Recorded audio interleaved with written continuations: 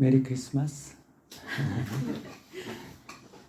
거룩한 대림절 둘째 주 하나님의 앞에 나오신 여러분들을 주님의 이름으로 축복합니다.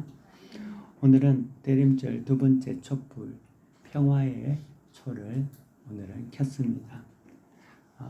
우리에게 참된 평강으로 오신 또 평화의 왕 예수님을 상징하는 이 대림절 두 번째 초가 또 우리 가운데 환하게 비추기를 간절히 바랍니다. 우리가 이제 평화라고 생각하면은 마음의 어떤 평안 또는 전쟁이나 이런 어떤 고난이 없는 그런 어떤 상태 이런 것을 평화라고 생각할 수가 있습니다. 근데 우리가 오늘 이제 누가복음 2장에서 말하는 예수님께서 오셨을 때 천사들이 말한 그 하늘에는 영광이요 땅에는 평화라는 그 평화는 우리가 생각하는 평화와는 다른 아주 본질적인 아주 다른 의미를 가지고 있는 평화입니다.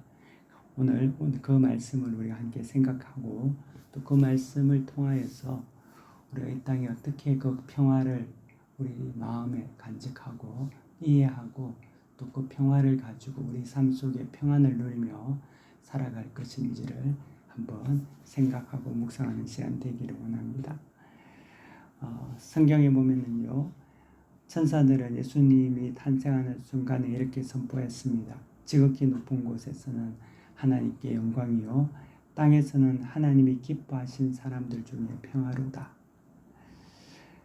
저는 어릴 때 이 성경 구절 말씀을 읽으면은 예수님이 오시면은 모든 전쟁이 없어지고 어떠한 고난이 없어지고 그리고 싸움과 다툼이 사라진다라는 그런 생각을 했습니다. 그래서 마치 우리가 뭐 영화나 또 만화 같은 데 보면은 어떤 예수님의 빛이 비출 때 막 다투는 사람들이 그만 화해하고 막 전쟁이 끝나고 뭐 탱크들이 막 멈춰서서 뒤로 돌아가고 이런 어떤 것들을 상상하곤 했습니다. 근데 오늘 성경 본문에서 말하는 이 예수님의 탄생 때에 천사들이 선포한 이 평화는 어떻게 보면 축가의 메시지라기보다는 선언과 같은 그러한 어떤 메시지입니다. 이것은 우리가 생각하는 그냥 전쟁이 끝난 평화 아니면 우리의 마음의 어떤 고요, 삶이 편해지는 그러한 상태를 의미하는 것이 아니라 본질적으로 하나님과 우리 사이에 평화가 이루어졌다는 것을 천사가 선포하고 있다는 거죠. 이 평화는 죄인된 우리와 하나님과의 관계가 이제 평화롭게 됐다라는 것입니다. 태초 이후에 아담과 하와는 죄로 인해서 우리에게 원죄라는 것을 물려줬습니다.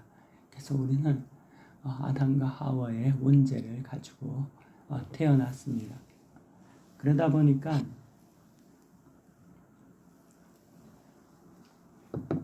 우리의 모든 삶은 그 죄에서 벗어나지 못하는 그러한 어떤 상태에 놓여 있습니다.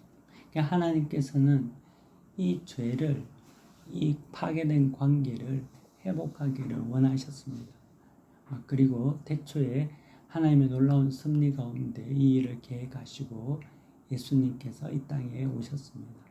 그러므로 우리가 가지고 있던 모든 죄의 문제들이 이제는 예수님이 오심으로 인해서 모든 것이 이제는 하나님의 은혜 가운데 해결이 되고 하나님 측에서 먼저 죄인된 우리들에게 평화를 선포하고 화해를 이루신 그러한 날, 그날이 예수님의 탄생이고 또 이날 우리는 그 평화를 누리게 된 것입니다. 그래서 이 평화는 구원의 평화입니다.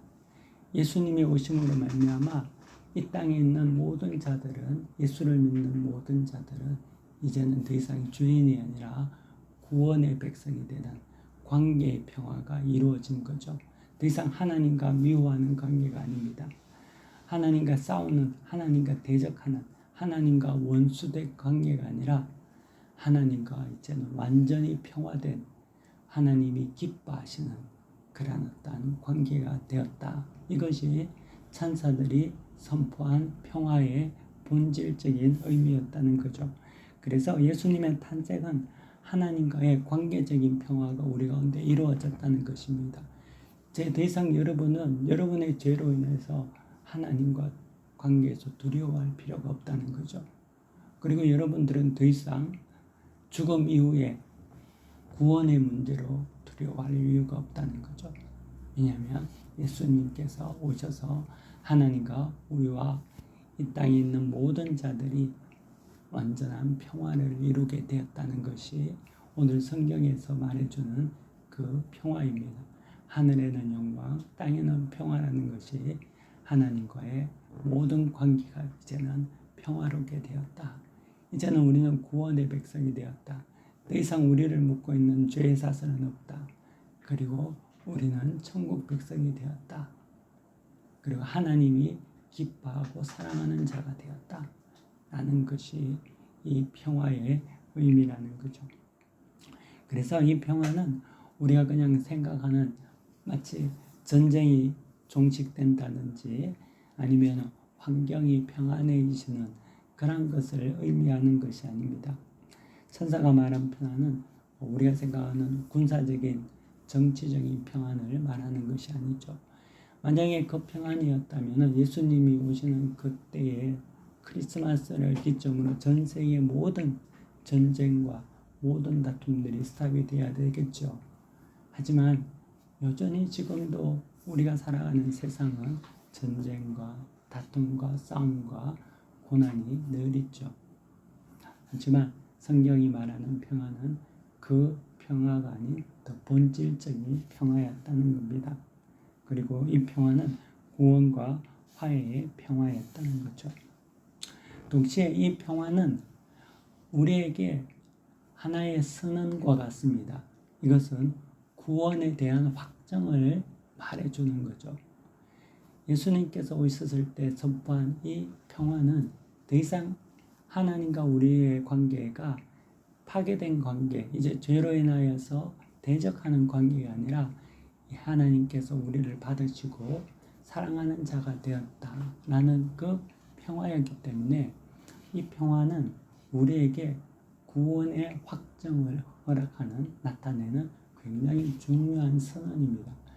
이곳에 있는 여러분들은 이 탄생의 예수님을 통하여서 모두가 구원받은 백성이 되었다는 거죠. 특별히 성경은 이렇게 이야기합니다. 모든 이 평화가 모든 사람에게 주어지진 않는다. 왜냐하면 성경에 보면요 이렇게 이야기하죠. 하나님이 기뻐하시는 사람들 중에 평화로다. 그래서 하나님이 기뻐하시는, 다시 말하면 하나님께서 선택하신 예수님을 믿음으로 받아들인 그 모든 자들, 그 예수님의 탄생의 의미를 받아들인 모든 자들에게 이루어지는 참된 평화라고 성경은 증거하고 있다는 거죠. 이 평화는 우리가 이제 생각하는 평안과는 좀 구분해 볼 필요가 있습니다. 평화는 제가 말씀드린 것 같이 하나님과의 관계의 회복을 말하죠. 구원의 은혜입니다. 그리고 이 평안이라는 것은 그 하나님과의 관계가 회복됨으로 말미암아 우리에게 주어지는 내적인 평안을 말합니다. 내적인 안정을 말하는 거죠. 예수님께서는 이 땅에 오셨을 때 고난을 없애고 전쟁을 없애는 것이 아니라 그 고난과 전쟁 가운데서도 우리에게 마음에 참된 평안을 주셨습니다. 그것은 하나님과의 우리의 관계, 회복을 통한 구원의 확신을 통한 평안을 우리에게 주셨다는 거죠. 그래서 예수님께서 이렇게 제자들에게 이렇게 말씀하셨습니다. 평안을 너희에게 끼치노니 곧 나의 평안을 너희에게 주노라. 내가 너에게 주는 것은 세상이 주는 것 같이 아니하나니 너희는 마음에 근심하지도 말고 두려워하지도 말라. 예, 예수님은 세상이 주는 것 같지 않은 세상과 다른 우리에게 평안을 주셨다는 거죠. 고난 속에도 흔들리지 않는 참 평안을 우리에게 주셨다는 겁니다. 세상은 환경이 좋아져야지만이 평안할 수 있다고 합니다. 하지만 예수님의 평안은 임마누엘의 평안이라는 거죠. 주님이 우리 안에 계심으로 말미암아 우리가 그 주님과 임마누엘 동행함으로 평안을 누리게 되는 거죠. 시편 23편에 다윗이 내가 사망의 음침한 골짜기를 다닐지라도 해를 두려워하지 않는 것은 주께서 나와 함께 하시기 때문이다 라고 말하는 거죠. 그 평안이 그 평화 속에 하나님과 우리의 관계의 회복 속에 우리에게 밀려온다는 거죠. 하나님이 우리를 구원하시고 기뻐 받으셨던 그 놀라운 그 사실 가운데 우리가 평안할 수 있다는 겁니다. 어두운 밤길을 이렇게 어린아이가 혼자 다닌다고 생각해 보십시오. 그러면은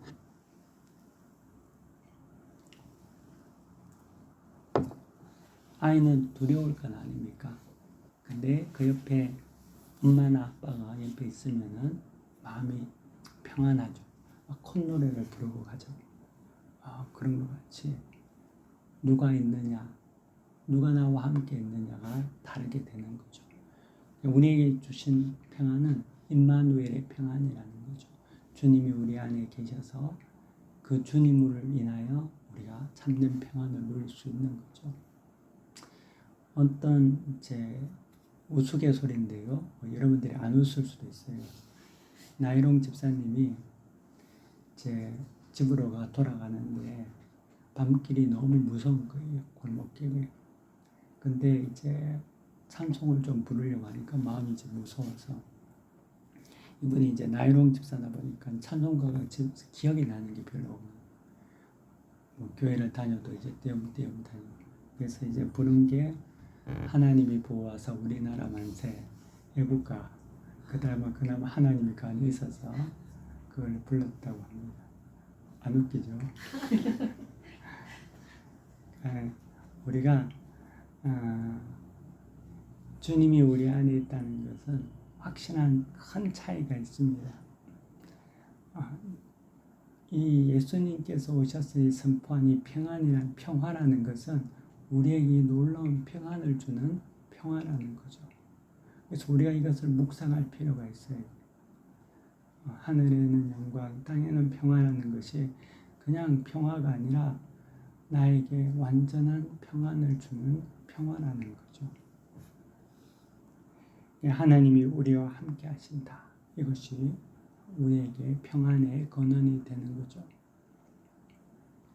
저는 요 근래에 제가 이야기를 자꾸만 많이 해서 제 이야기를 자주 해서 그러는데 제가 근래 이제 병원을 좀 자주 갔잖아요. 그럼 참 두렵거든요. 병원은 가면 좋을 때도 있죠. 이제 약 받고 이제 감기약 이런 예방 접종 이런 것도 특별한 건 아닌데 응급실에 갑자기 간다든지 입원을 해야 된다든지 이럴 때는 되게 두렵죠. 근데 그때 예수님이 함께 계시다 하는 것을 붙들게 되면 마음에 평안이 오는 거죠. 많은 사람들이 예수님으로 인하여서 평안을 얻습니다. 근데 그 예수님, 임마누엘의 예수님이 우리에게 계시다는 거죠. 자, 그러면은 우리에게 이 예수님께서 주시는 이 평안을 좀 더 어떻게 실제적으로 우리의 삶 속에서 누릴 수 있을까? 그것을 제가 한 3가지 정도로 말씀드리고 말씀을 마칠까 합니다. 첫 번째는 예수님께서 우리에게 오셨을 때 그 완전한 평안, 하나님과의 관계가 회복되고 하나님께서 우리에게 구원을 약속하시고 이제는 여러분들이 절대 지옥에 가지 않고 천국에 가는 거 아닙니까? 여러분은 이 순간 죽는다 하더라도 천국에 가는 그런 분명한 확신을 여러분들이 가지고 있어야 되는 거죠. 그게 이 예수님이 오신 이유라는 거죠.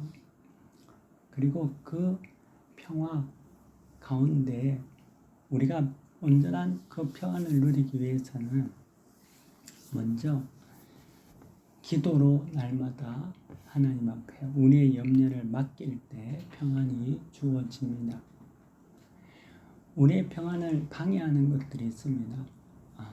우리가 이제 예수님이 하신 놀라운 일들을 우리가 알고 있기 때문에 그 지식으로 평안을 누리며 살면 좋겠지만 사실 그렇게 잘 안 되는 것은 우리의 삶 속에 늘 염려와 근심과 불안들이 찾아온다는 거죠. 왜 오는지를 모를 때도 있어요. 왜 불안한지. 그 불안이 원래 알 수 없는 출처에서 오는 것이 불안인 거죠. 염려, 근심, 미래에 대한, 과거에 대한 자책 이런 것들이 우리에게 있다는 거죠. 하지만 이 모든 것들은 기도할 때 평안이 자리 잡게 되는 거죠. 그래서 바울은 빌립보 교인들에게 이렇게 말합니다. 아무것도 염려하지 말고 오직 기도와 간구로 너희 구할 것을 감사함으로 아뢰라. 그리하면 모든 지각에 뛰어난 하나님의 평강이 너희 마음과 생각을 지키시리라 라고 말씀하신다는 거죠. 그래서 아무것도 염려하지 말고 오직 기도와 간구로 너희 구할 것을 감사함으로 아뢰라 라고 성경은 말하고 있습니다. 그래서 기도할 때 평안이 찾아옵니다.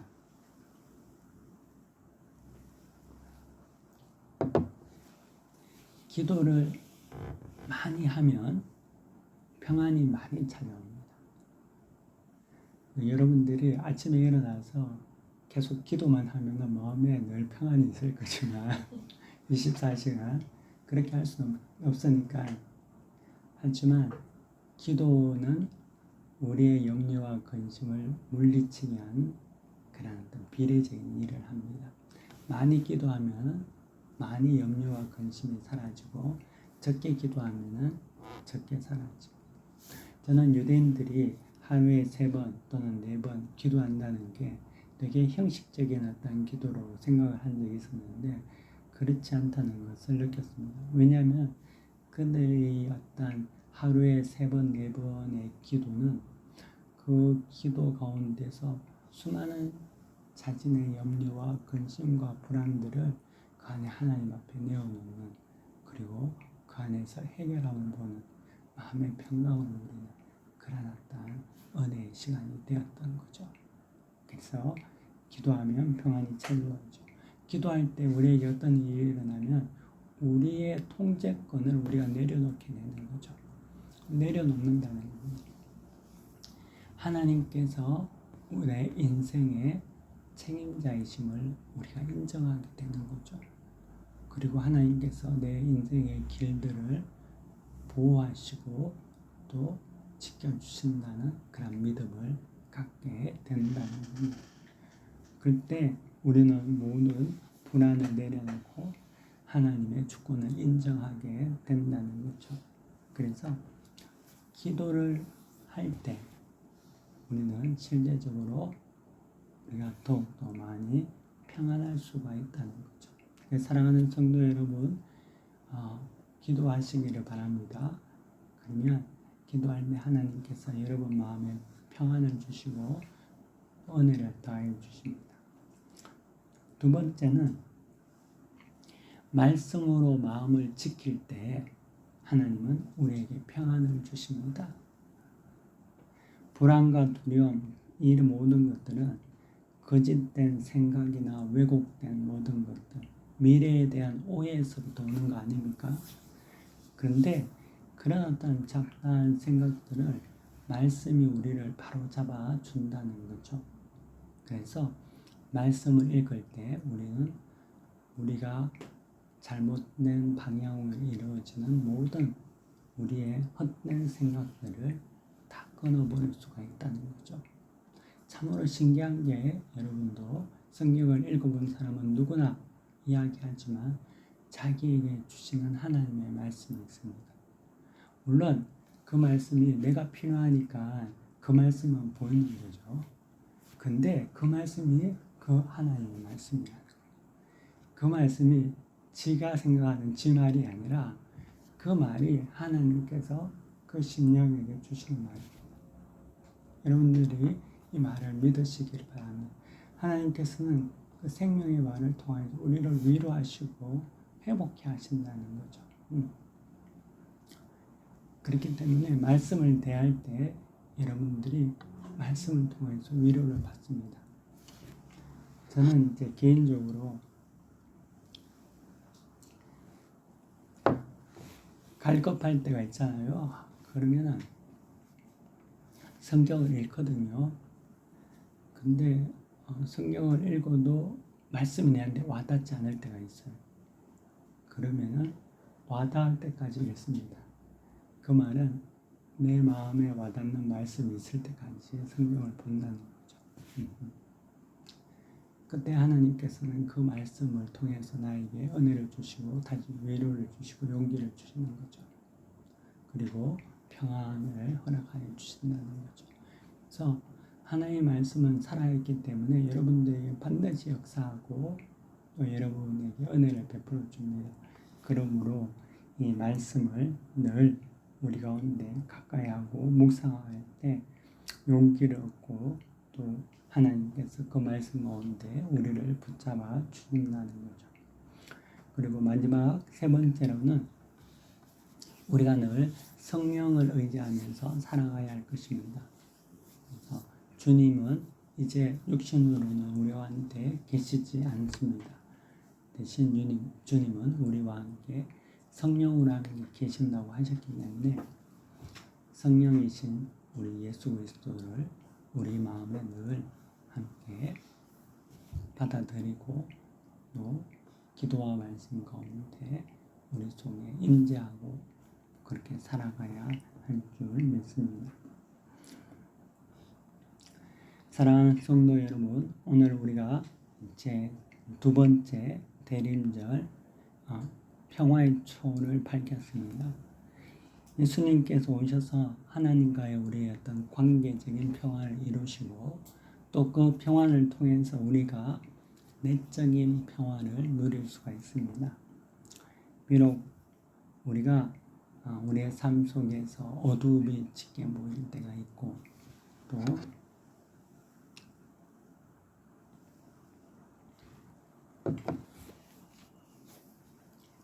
걱정할 일이 많고 또 미래가 불안정하고 그로 인해서 근심이 있고 그렇게 할 때 여러분들 평화의 왕으로 오신 예수님을 여러분들이 완전히 믿고 또 그 예수님을 통하여서 여러분 속에 오는 그런 평안을 누리시기를 간절히 바랍니다.